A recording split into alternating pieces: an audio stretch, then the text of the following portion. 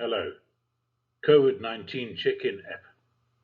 With respect to the international COVID-19 pandemic, South Africa invoked our own Emergency Powers Act, and with this produced regulations that initially came out at the end of April and followed by a second one on the 4th of June 2020.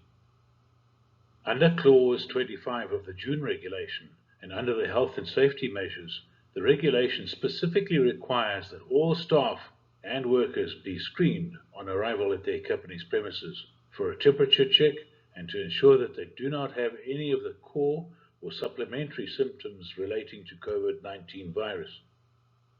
As a response to this regulation, ISOX has developed an app to help with alleviating the bureaucracy around administrating this issue, which is typically seen as long queues at security huts or reception areas and long queues at companies of workers trying to get in to start work.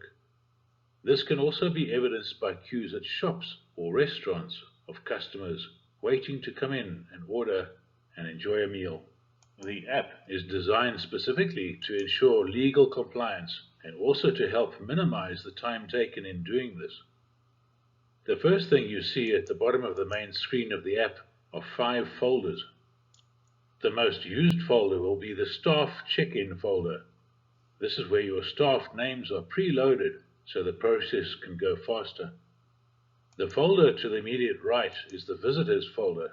This folder is for you to register your visitors, guests, clients, or subcontractors when they come to your premises. On the left-hand side, we have a folder that's called About Us, which gives information of the developers of this app, where potential customers would just simply take a photograph of this and contact us later through this information provided there. Below that is the Gazette folder, referencing the 2 applicable regulations that have been issued in full for you to review. We have taken the liberty of highlighting the aspects of the Gazette which are relevant to your business. At the bottom middle is a form for people to complete who may wish to register so that they can purchase this app for their own personal use. Staff check. This picture shows us what the staff check screen looks like, with the date and time first. You tap the screen and it picks up on the device.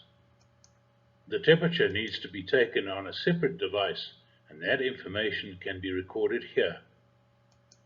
On the staff members section, tap here and an intuitive drop-down list is shown with a preloaded staff list.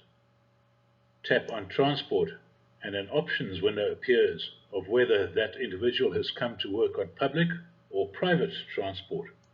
Under location, you tap here and the app picks up the GPS coordinates of the device. The first set of questions are the core symptoms the staff are asked to determine if they should be let in or not. It starts with recording of the temperature. Above 37.5 is regarded as a fever. You would just tap into that box and it would put in a tick if they had any of those symptoms, or alternatively, you could tick on the last box, which is none of the above.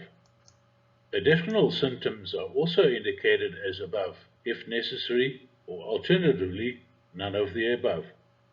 Once you've gone through these quick questions and you click Submit, then that record goes into your secure cloud storage space that is included with the app. Visitor check. The visitor check is much simpler. The date and time as added by the device. The temperature is taken and recorded. The location is tapped and added from the device.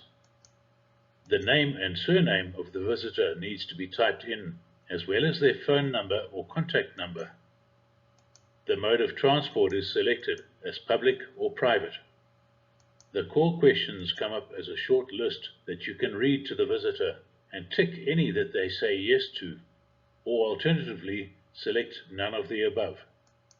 The secondary questions come up as a short list that you can read to the visitor and tick any that they say yes to, or alternatively select none of the above. You then click Submit at the bottom to send the details to your secure site. The information from every response will go to an email address of your choice and to a secure site.